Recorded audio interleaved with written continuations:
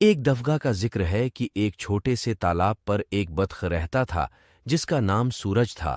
سورج اپنے نام کی طرح روشن تھا، اس کے پروں کا رنگ سورج کی طرح پیلا تھا، اور وہ ہر رات سونے سے پہلے سورج تالاب کے کنارے پر چلتا تھا اور اوپر آسمان کی طرف دیکھتا تھا۔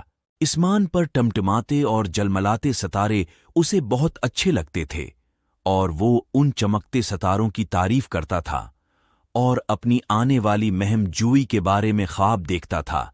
ایک رات جب سورج ستاروں کی تعریف کر رہا تھا تو اس نے جھاڑیوں کی طرف سے ہلکی ہلکی آواز سنی، اور پھر ایک مینڈک باہر نکلا، اور وہ دیکھنے میں بہت خوبصورت لگ رہا تھا۔ ہیلو، بطخ نے کہا۔ مینڈک، جس کا نام ترٹیل تھا، نے بطخ سے پوچھا کہ اتنی پیاری راتوں میں کیا چیز آپ کو باہر لائی ہے؟ سورج نے اپنی بڑی گول آنکھیں جھپکائیں۔ میں صرف ستاروں کو دیکھ رہا تھا اور یہاں سے آگے کی دنیا تلاش کرنے کا خواب دیکھ رہا تھا۔ ترٹیل نے یہ جان کر سر ہلانے پر اکتفا کیا۔ یہ ستارے ہمارے سوچ سے بھی زیادہ دور ہیں، لیکن اگر تم ایڈونچر کے بارے میں خواب دیکھ رہے ہو تو میں تمہارے ساتھ ہوں۔ اور اس طرح سورج اور ترٹیل بہترین دوست بن گئے، اور اگلے دن وہ دونوں تالاب میں پیدل چلتے ہوئے، غوطہ خوری کرتے ہوئے اور سورج کی گرم چمک میں ٹہلتے ہوئے گزارے، اور دونوں نے خوب انجوائے کیا۔ لیکن ان کا پسندیدہ وقت ہمیشہ سونے کا ہوتا تھا، جب وہ ایک للی پاس پر اکٹھے بیٹھتے اور اوپر کے ستاروں کی طرف دیکھتے۔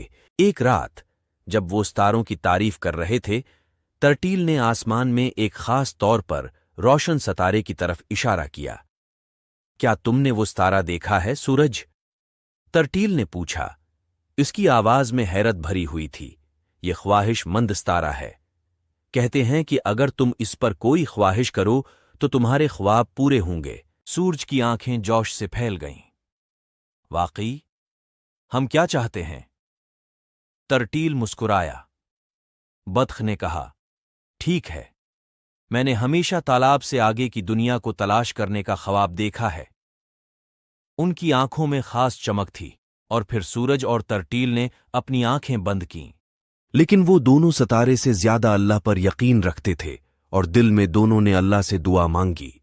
اور جب وہ سونے کے لیے چلے گئے تو وہ جانتے تھے کہ ان کی دعا ضرور قبول ہوگی، اور وہ دونوں بہت خوش تھے کہ اب وہ بہت جلد اس تالاب سے دوسری دنیا میں جائیں گے، اور ان کی یہ خواہش بہت جلد پوری ہونے والی ہے، اور دونوں دوست آپس میں ہنسی خوشی رہیں گے۔